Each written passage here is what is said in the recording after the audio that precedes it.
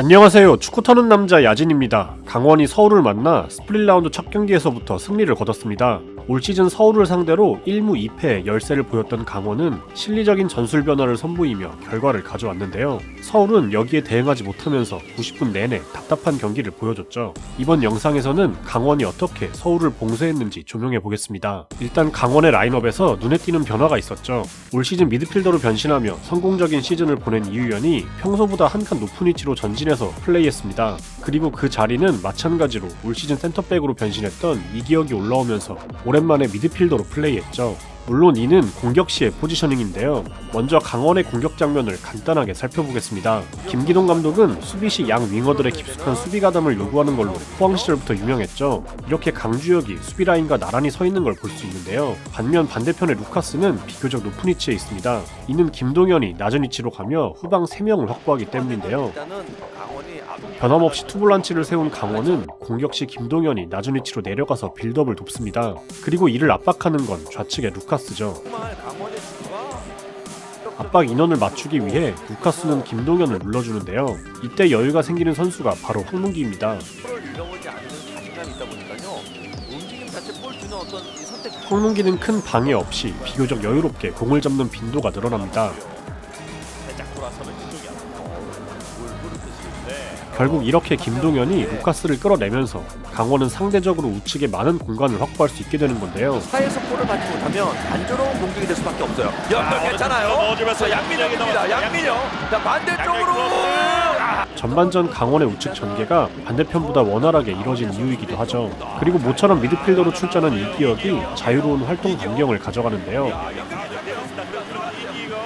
기술적으로 강점이 있는 이기혁이 다양한 위치에서 패스를 뿌려주며 중원의 윤활유 역할을 톡톡히 해내죠. 그리고 기존에도 상황에 따라 롱볼을 잘 활용하던 강원은 실리적으로 나선 이날도 무리하게 점유율을 높이기보단 최전방을 향한 다이렉트한 공격을 적극 활용하는데요. 이 때문에 코바체비치의 역할이 중요했죠. 코바체비치는 볼을 소유한 뒤 동료들의 움직임을 살피고 연계하는 데 있어서 탁월한 모습을 보여줬는데요. 상대적으로 낮은 점유율로 공격을 시도했던 강원에게 코바체비치의 이런 능력은 필수적이었습니다. 코바체비치의 발끝에서 이어지는 공격을 빠르게 마무리하고 강원은 곧바로 다시 수비 전형을 갖추죠. 그래서 야잔이 바짝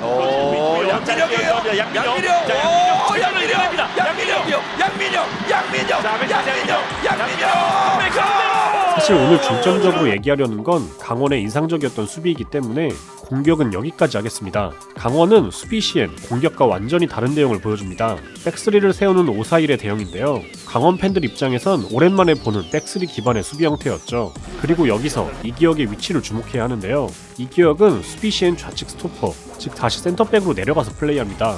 그리고 이유연과 김동현이 중원을 지키죠. 이 대형을 기반으로 강원은 중앙 지역을 절대적으로 사수합니다. 서울의 볼 줄기가 중앙으로 오지 못하도록 수비하는데요.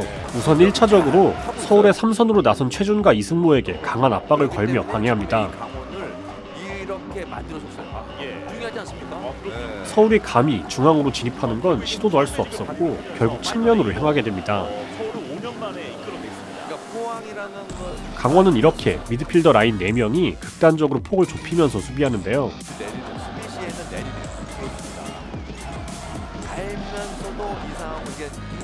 서울의 패스 방향을 측면으로 유도하고 이렇게 중앙으로 오는 순간 가차없이 끊어냅니다.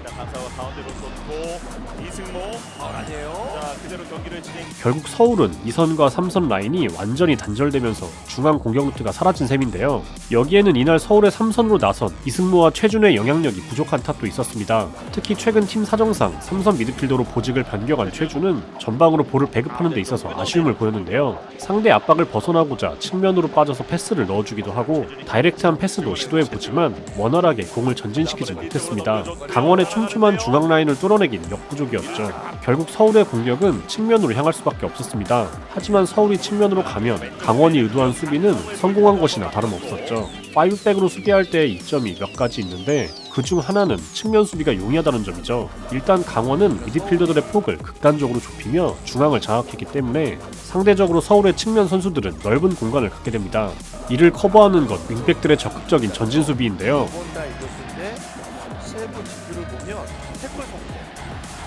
한 명이 높게 튀어나가도 여전히 수비 라인은 4명이 지키고 있죠. 윙백들의 압박만으로 소유권을 가져올 수 있다면 강원에게는 베스트입니다.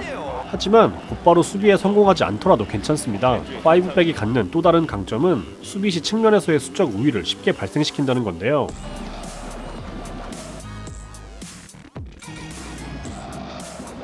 이렇게 반대쪽으로 와도 마찬가지죠. 또 빼냈고요. 윤종규. 사실 많은 국내 지도자들이 5백 수비를 선호하는 이유이기도 한데 구조적으로 5백은 측면에서 강점을 갖게 됩니다. 김영빈이 결국 강원은 서울의 공격을 측면으로 유도한 뒤 여기서 벌이는 싸움에서 절대 지지 않을 자신이 있던 셈이죠. 강원의 수비가 좋았기도 했지만 사실 서울의 측면 공격이 빈약했던 점도 있긴 하죠.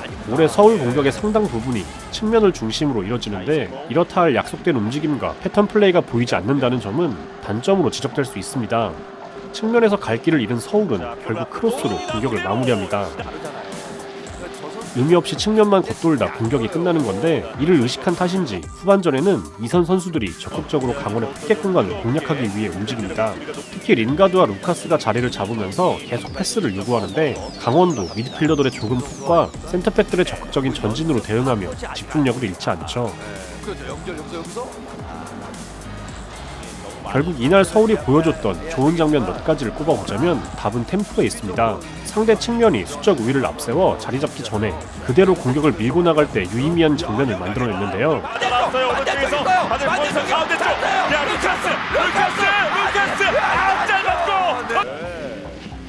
상대가 측면으로 공격을 유도하더라도 이렇게 2대2 상황일 때를 놓치지 않고 빠르게 박스까지 전진을 시도하면 찬스를 만들어낼 수 있었죠. 볼을 따돌리고 어쨌든 잔류를 해서 이렇게 변했습니다. 네. 반대쪽인데요.